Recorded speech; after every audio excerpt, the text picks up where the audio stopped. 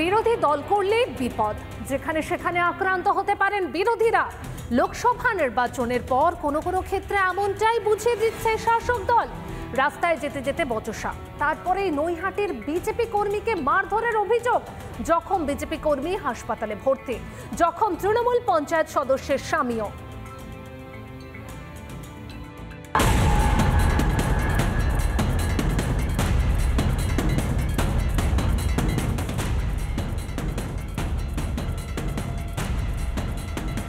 Vote মিটতেই শুরু হিংসার রাজনীতি। বাড়ি ভাঙচুর থেকে শুরু করে মারধর সবই চলল নৈহাটির মাদারপুরে। বিজেপি কর্মীর ওপর হামলার অভিযোগ। অভিযুক্ত তৃণমূল গ্রাম পঞ্চায়েতের মহিলা সদস্য।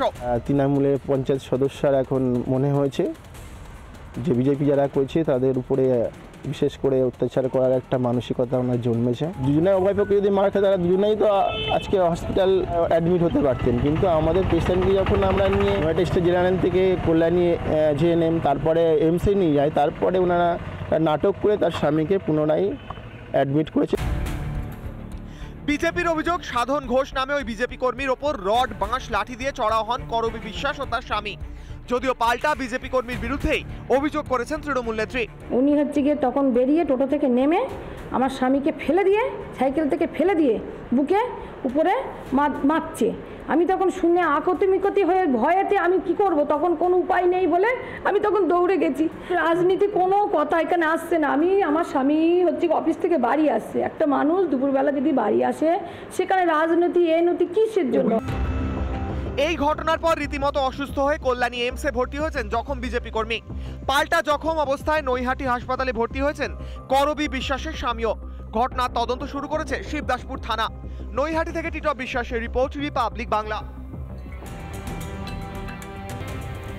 সুখাদ্য দিতে যেন হাত কাঁপে আমাদের এই রাজ্যের, তাই রেশন নিয়েও ওঠে দুর্নীতির অভিযোগ।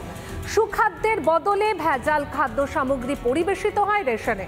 এই দেখুন না, লোকসভা ভোটের আগেও তো এই অভিযোগ ছিল, ভোট মিটতেও ফের সেই অভিযোগই। পোকা ধরা চাল, আটার বদলে ভুসি দেওয়া হলো দেগঙ্গার একটি রেশনের দোকানে। দেখুন ঠিক কি কি সামগ্রী দেওয়া হলো রেশনের দোকানে।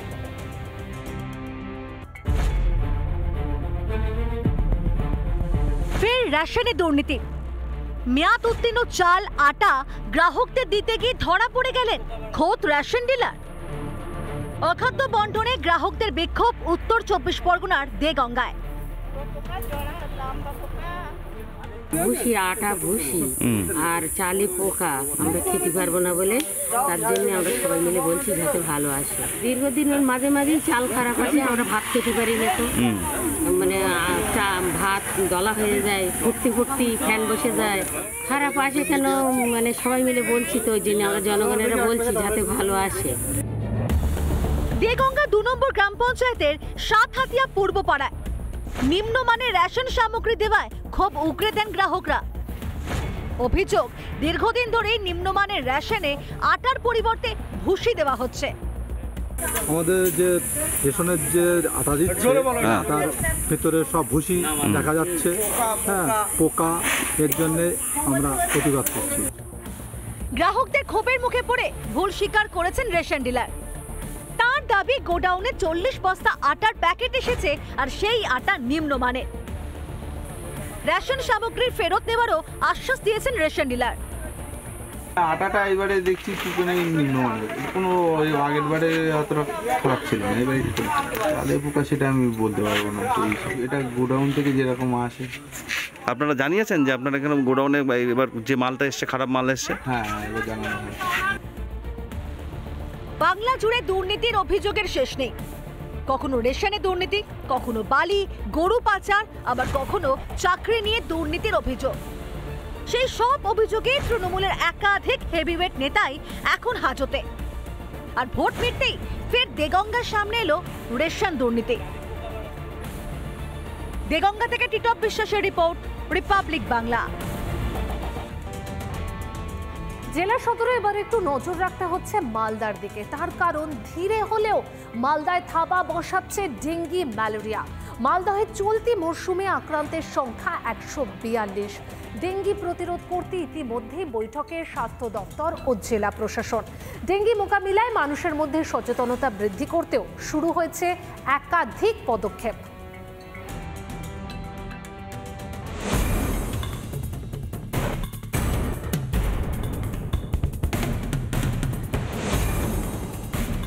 ডেঙ্গি নিয়ে চিন্তা বাড়ছে মালদায়। ইংরেজবাজার ও কালিয়াচক 1, 2, 3 নম্বর ব্লকে ডেঙ্গি আক্রান্ত রোগীর সংখ্যা সবচেয়ে বেশি। পৌরসভার পক্ষ থেকে বাড়ি বাড়ি গিয়ে সচেতন করা হচ্ছে নাগরিকদের। 18 নম্বর ওয়ার্ড, যে ওয়ার্ডে রীতিমতো পৌরকর্মীরা তারা কিন্তু বিভিন্ন এলাকায় সার্ভে করছেন, পৌর নাগরিকদের বাড়িতে যাচ্ছেন, তাদের সাথে কথা বলছেন। এবং 18 নম্বর ওয়ার্ডে যেটা আমরা দেখতে পাচ্ছি যে পৌরকর্মীরা তারা কিন্তু রীতিমতো যে ড্রেনেজ সিস্টেমগুলো, যে ড্রেনগুলি রয়েছে সেখানে কিন্তু তারা কিন্তু কেমিক্যাল ইউজ করছেন এবং পাশাপাশি ব্লিচিং পাউডারও কিন্তু দেওয়া হচ্ছে। মাননীয় মুখ্যমন্ত্রী আমাদেরকে ইতিমধ্যেই বিভিন্ন ইনস্ট্রাকশন দিয়েছেন, যে ইনস্ট্রাকশনগুলো আমরা ফলো করছি। ফলো করে আমরা আমাদের পৌর এলাকায় প্রত্যেক দিন সকালে প্রত্যেকটা নাগরিকের বাড়িতে গিয়ে পৌঁছচ্ছি আমরা এবং প্রত্যেক নাগরিককে সচেতন করার চেষ্টা করছি। বিশেষ উদ্যোগ নেওয়া হয়েছে জেলা স্বাস্থ্য দপ্তরের তরফে। ডেঙ্গি প্রতিরোধে প্রস্তুত স্বাস্থ্য দপ্তর, জানালেন মালদা জেলা মুখ্য স্বাস্থ্য আধিকারিক। পজিটিভ রোগীর সংখ্যাও কিন্তু গত বছরের থেকে একটু বেশি আছে। আমরা মাননীয় জেলা শাসক প্রায় লাস্ট 1 মাসে 3 থেকে 4 বার এটা নিয়ে তিনি পর্যালোচনা করেছেন। গত শনিবার দিনও পর্যালোচনা হয়েছে। আমরা হিসেব করে দেখেছি ইংরেজবাজার ব্লক, কালিয়াচক 1, 2, 3 এই 3-4টে ব্লকেই মেন আমার ডেঙ্গুটা একটু বেশি আছে। বাড়ি বাড়ি গিয়ে পৌরকর্মীরা ডেঙ্গি প্রতিরোধের বিষয়ে সচেতন করছেন নাগরিকদের। কি এটাই বার্তা জানাচ্ছি যে এখন আমাদের ক্রমশ ডেঙ্গু বাড়ছে, যেন সবাই সচেতন থাকে। কারো বাড়ি খোলা ছাদের ওপর কোনো খোলা পাত্রে জল জমে যাবে সেই রকম পাত্র যেন ওরকম না রাখে, সেটাকে উল্টিয়ে রাখার ব্যবস্থা করতে হবে। আর ফ্রিজের পেছনটা একটু খেয়াল রাখতে বলছি যেন জল না জমে, এগুলো আমরা খেয়াল করাচ্ছি। ডেঙ্গি প্রতিরোধে আরও তৎপর হতে হবে পুরসভাকে, দাবি ইংরেজবাজার পৌরসভার বিজেপি কাউন্সিলর তথা বিরোধী দলনেতার। ময়লা পড়ে আছে, জলা জায়গাগুলোতে ডেঙ্গুর মশা, ম্যালেরিয়ার মশা ছড়িয়ে আছে, সেগুলো পরিষ্কার করা হচ্ছে না। বিভিন্ন বাঁধের ধারে, নদীর ধার, সেখানে জঙ্গল হয়ে আছে, জল জমে আছে, যেখানে ডেঙ্গুর লার্ভারা বিস্তৃতি লাভ করবে। তো পৌরসভার উচিত আরও বেশি এটাতে ইনিশিয়েটিভ নেওয়া। সচেতনতার সতর্কতাই ডেঙ্গি প্রতিরোধের মূল মন্ত্র। নাগরিক ও প্রশাসন একসাথে কাজ করলেই সম্ভব ডেঙ্গি প্রতিরোধ। মালদা থেকে ক্যামেরা সুশান্ত সরকারের সঙ্গে দীপঙ্কর গোস্বামী, রিপাবলিক বাংলা। ভুটান পাহাড় থেকে আসা খরস্রোতা বাসরা নদীর ভাঙনে ক্ষতিগ্রস্ত আলিপুরদুয়ারের সেন্ট্রাল ডুয়ার্স চা বাগান ও সংলগ্ন এলাকা। নদী গর্ভে তলিয়ে যাচ্ছে একের পর এক চা বাগানের জমি, তলিয়ে গেছে বহু বসত বাড়িও। নদী তীরবর্তী এলাকায় নিজেদের ঘর ছেড়ে আতঙ্কে অন্যত্র পাড়ি দিয়েছেন স্থানীয়রা। কবে মিটবে সমস্যা? উত্তর নেই কারোর কাছেই।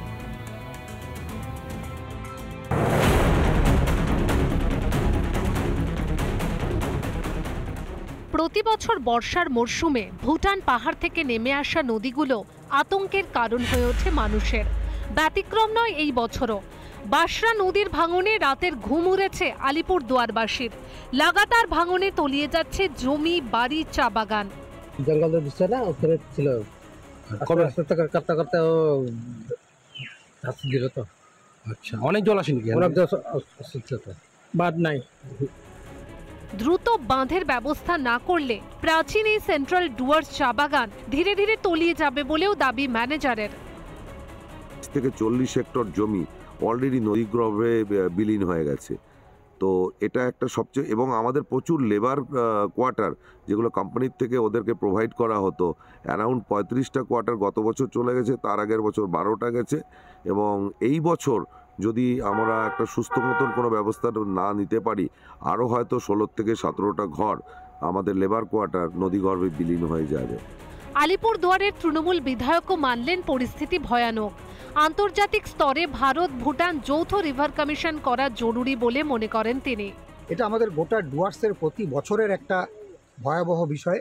এবং আমি বারবার করে যেটা আপনাদেরকে বলছি, আমি এর আগেও অনেকবার বিধানসভায় এটা বলবার চেষ্টা করেছি যে আমাদের এই ভুটান পাহাড় থেকে নেমে আসা নদী, এই নদী যেভাবে আমাদের ডুয়ার্সকে গিলে খাচ্ছে, সেটা আটকাতে হলে কিন্তু আমাদের আন্তর্জাতিক স্তরে Bharat Bhutan joint river commission করা খুবই দরকার। বিজেপি বিধায়কের দাবি, তিনি বাশরা নদীর ভাঙন নিয়ে বিধানসভাতেও সরব হয়েছিলেন, তবে প্রশাসন কোনো পদক্ষেপ নেয়নি।